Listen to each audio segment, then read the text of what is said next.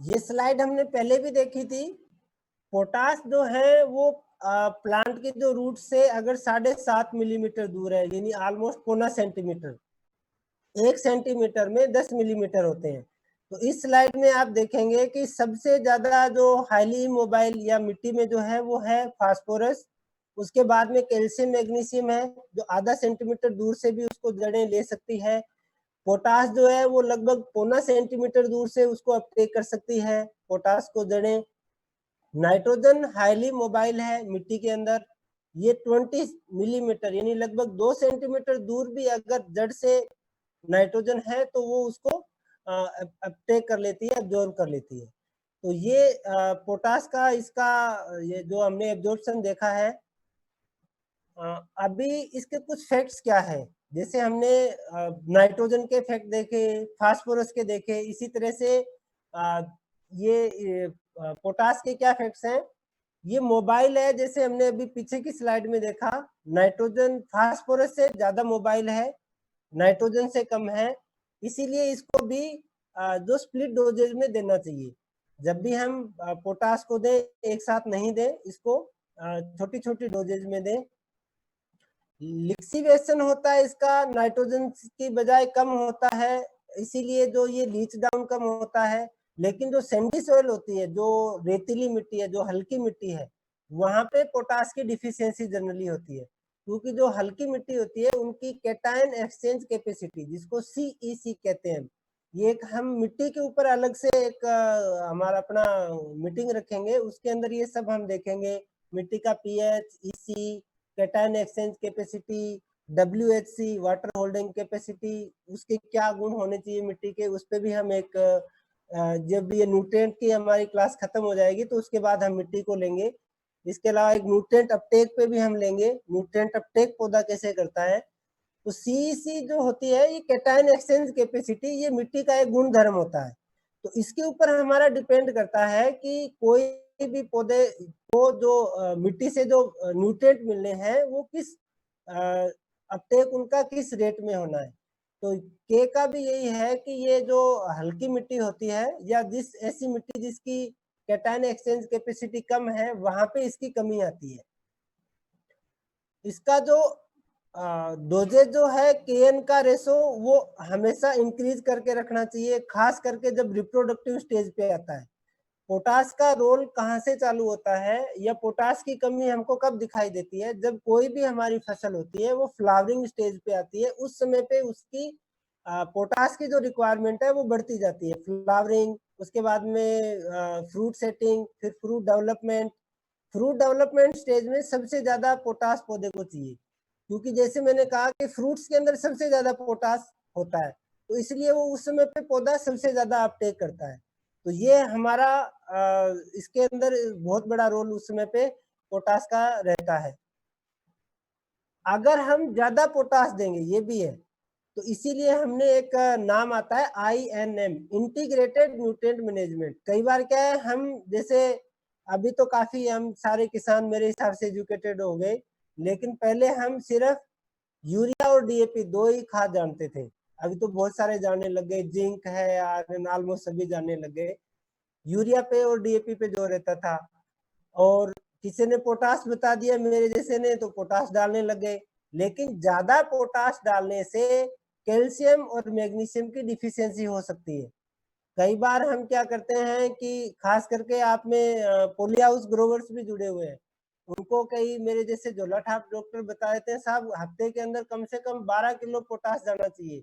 एक वीक में 1 एकड़ में 12 किलो पोटाश डालते डालते ही वो क्या होगा, पत्ते के अंदर कैल्शियम और मैग्नीशियम की डिफिशियंसी आ जाएगी। फिर कहते हैं साहब हमारे जो फ्रूट है वो लट्टू बन गए, किसी कहता है ऐसे हो गए।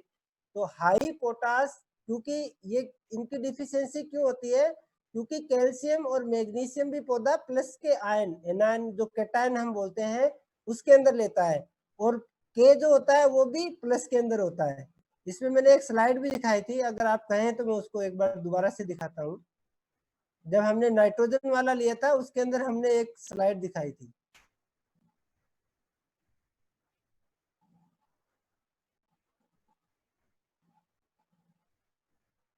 ये वाले,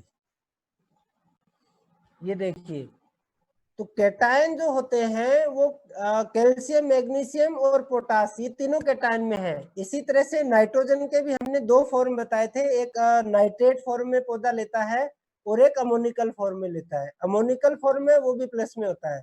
ये जो चारों है, ammoniacal form of nitrogen, calcium, magnesium, इन चारों को अगर हम कंपेयर करें तो इनमें जो सबसे ज्यादा मजबूत है वो होता है अमोनियम, यानी NH4।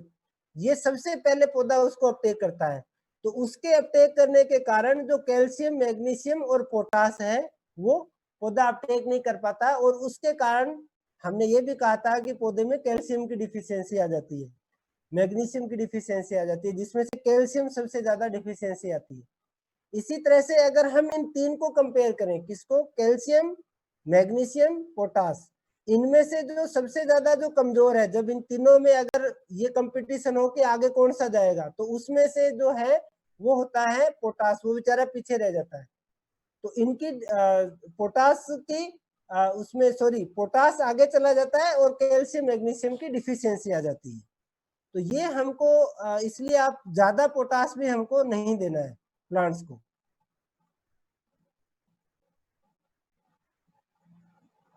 ये छोटी छोटी बातें हैं जो एक आगे जाके बड़ा इम्पैक्ट हमारा उस पर डालती है। जो हमारा न्यूट्रिएंट अपटेक होता है उसके ऊपर, तो इसीलिए जो के अगर हमारा ज्यादा डालेंगे, पोटास ज्यादा डालेंगे, तो कैल्शियम और मैग्नीशियम की डिफिशियंसी हो जाएगी। तो हमको एक बैलेंस जो फर्टिगेशन होता है वो हमको करना चाहिए। ये एक मुल्डर चार्ट है जो एंटागोनिज्म और सिनर्जिज्म, इसको भी मैंने काफी समझा है, इसको काफी बार ये व्हाट्सएप पे भी आता है, लेकिन ये आधा अधूरा आता है। इसको इसका मतलब जो होता है वहां पे कुछ अलग निकलता है। यहाँ पे मैं इसको आपको क्लियर कर दूं, पोटास जो है वो किन किन के साथ उसकी अच्छी बनती है, या किन किन न्यूट्रिएंट की आपस में अच्छी बनती है और किन की आपस में अच्छी नहीं बनती है, वो इस चार्ट में दिखाया हुआ है।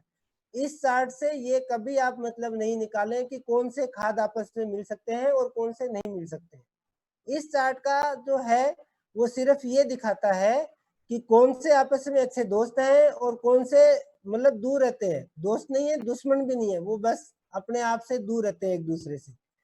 तो इसमें आप देखेंगे जो पोटास जो है वो उनकी लगभग लगभग किसी से भी ज्यादा अच्छी बनती नहीं है।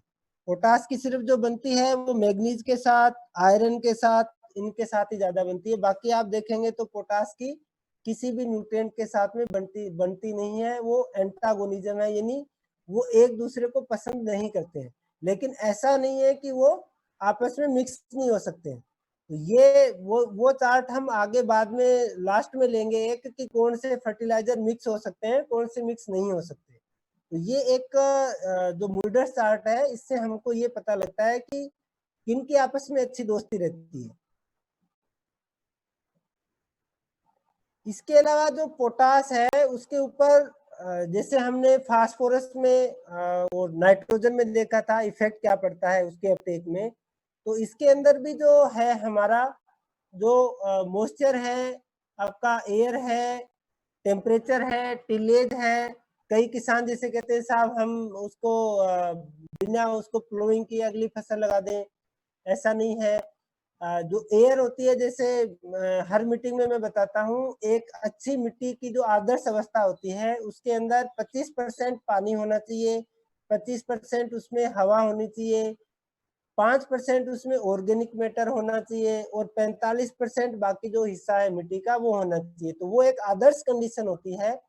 अगर मिट्टी में एयर की मात्रा कम होगी तो जड़ों सांस नहीं लेगी। जड़ें भी सांस लेती है, जड़ें सांस लेती है, उनको हवा चाहिए। तो जड़ों को सांस लेने के लिए हवा चाहिए। इसके अलावा न्यूट्रिएंट को अपटेक करने के लिए भी मिट्टी में हवा का रहना बहुत जरूरी है। अगर मिट्टी बिल्कुल हम पूरा फ्लड इरिगेशन कर देंगे, जैसे हम कहते हैं पूरा पानी पानी, अगर आप में से कोई किसान भाई की ऐसी सोच है कि ज्यादा पानी से ज्यादा अच्छी फसल होती है, तो वो आप कृपया ऐसा नहीं सोचें।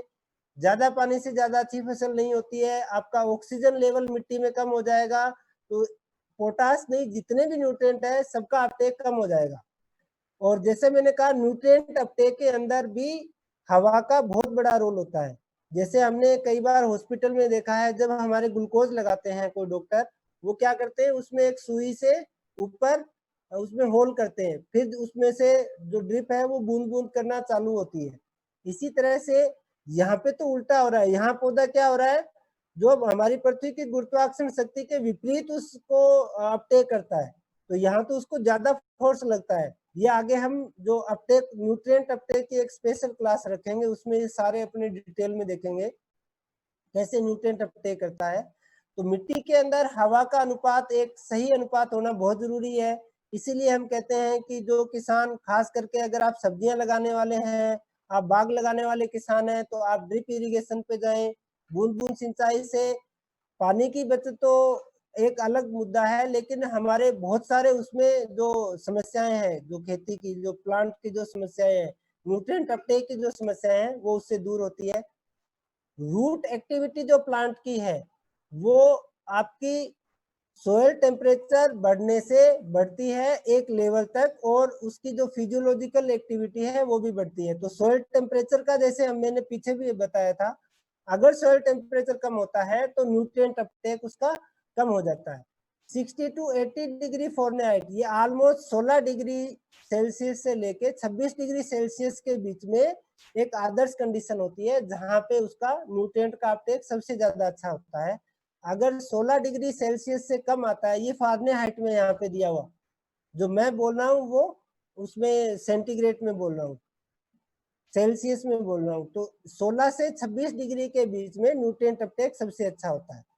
इसी तरह से अगर हम खेत में हल नहीं चलाएंगे तो उससे क्या होगा, नो टिल प्लांटिंग सिस्टम में भी, क्योंकि एरिएशन आपका कम हो जाएगा, तो एरिएशन कम होते ही जो खास करके जो अवेलेबिलिटी ऑफ अवेलेबल जो पोटास की जो मात्रा है वो कम हो जाएगी। तो इसको भी हमको विशेष ध्यान रखना है कि हमको एरिएशन भी मिट्टी के अंदर करके रखना है। खास करके जहाँ पे जो ओरचाड़ लगाते हैं, उसके अंदर साल में 1 बार या 2 बार हमको निराई गुड़ाई जरूर करनी चाहिए, एरिएशन मिट्टी के अंदर जरूर करना चाहिए, ताकि जो उसका जो रूट ग्रोथ जो है उसको एक अच्छा वो एरिएशन हवा अगर मिलेगी, मिट्टी नरम होगी, तो उसमें जड़ें बहुत अच्छे से फैलेगी। अब इसके अंदर जो ऑर्गेनिक सोर्स क्या है, हम पोटास को कैसे बचा सकते हैं, पोटास इतना इम्पोर्टेंट है, इसको हम कैसे बचा सकते हैं। इसके अंदर एक वुड एश या राख जिसको हम कहते हैं, मेरे हिसाब से राख से आप सभी जगह सभी परिचित होंगे, जो चूल्हे की राख होती है, उसके अंदर 5% से लेके 25% तक पोटास होती है। जो चूल्हे की राख होती है, वुड एश जिसको हम कहते हैं, खास करके जो लकड़ी की राख होती है उसके अंदर, तो वो एक बहुत अच्छा सोर्स है पोटास का। इसके अलावा वो जो मॉइस्चर की होल्डिंग कैपेसिटी होती है एश की, वो भी बहुत ज्यादा है। आप वुड एश काम में ले सकते हैं। मेरे को ध्यान में, हम मेरे छोटा सा गार्डन है, मैं हमारे घर पे जैसे हम रोटियां चूल्हे पे बनाते हैं, वो राख होती है वो हम अंदर डालते हैं, तो उससे मॉइस्चर भी बनी रहती है और पोटास भी आपकी पूर्ति होती है। तो ये चीपेस्ट सोर्स है पोटास का। इसी तरह से टोबैको, जो जैसे जो अपना एपी है, गुजरात है, जहाँ पे टोबैको तंबाकू की खेती होती है, वहाँ पत्तियां तो हमको नहीं मिलेगी क्योंकि वो तो अलग काम में आती है। उसका स्टेम जो होता है उसके अंदर काफी मात्रा में पोटास होता है, 2 से 3% में 4 to 10% पोटास होता है और 2 से 3% नाइट्रोजन होती है, वो भी हम काम में ले सकते हैं। भीलवाड़ा साइड में मैंने देखा था, वहां पे एक उसका वो चूरा सा मिलता है इसका, टोबैको का, आप वो भी इस्तेमाल कर सकते हैं। वो भी आपका एंटी, मैं कहूंगा कि एंटी वो पेस्ट रिपेलेंट का काम भी करता है, क्योंकि उसमें निकोटिन होती है। तो अगर आपको कहीं से वो चूरा मिलता है, जो रेत लास्ट में जब उसकी स्क्रीनिंग होती है, जो चूरा मिलता है, वो भी आप काम में ले सकते हो। ये सब जो सोर्स है ये ऑर्गेनिक सोर्स है। हम पोटास फर्टिलाइजर को कैसे बचा सकते हैं, हम जो हमारी कॉस्ट ऑफ कल्टीवेशन है उसको कैसे कम कर सकते हैं, उसके ये टिप्स हैं। इसके अलावा जो वुल वेस्ट है, जैसे मैं कहूँगा जो हमारे राजस्थान के, आप जानते होंगे सबसे बड़ी एशिया की ऊन मंडी हमारी बीकानेर में है, वहाँ पे वूल का वेस्ट मिलता है। और बाकी जगह तो मैंने नहीं देखा, लेकिन जो हमारा जो जयपुर एरिया में मैंने काफ़ी देखा है, काफ़ी किसान उसको काम में लेते हैं। आप इसको काम में लें, ये बहुत ही सस्ता सोर्स है। अकेला पोटाश नहीं, इसमें और सारे भी बहुत सारे वो जो होते हैं वो पोषक तत्व होते हैं। अभी 1 मिनट से कम समय रह गया है, तो मैं इसको यहाँ पे स्टॉप करूँगा एक बार मीटिंग को। और मैं सबसे निवेदन करूँगा कि आप इसमें जुड़े रहें। हम इस मीटिंग के बाद में फिर नेक्स्ट अभी आफ्टर 5 मिनट ब्रेक हम फिर मिलेंगे। इसके अभी थोड़ा-सा रहा है पोटाश के बारे में, तो आपके जो सवाल-जवाब हैं, आप उनके साथ भी तैयार रहिएगा। जो भी क्वेश्चन आंसर है वो हम करेंगे, और जो सोर्स है इसके और फर्टिलाइज़र कौन-कौन से अवेलेबल है मार्केट में, उसके बारे में चर्चा करेंगे। तो thank you so much. After 5 minute break we will be back. Thank you.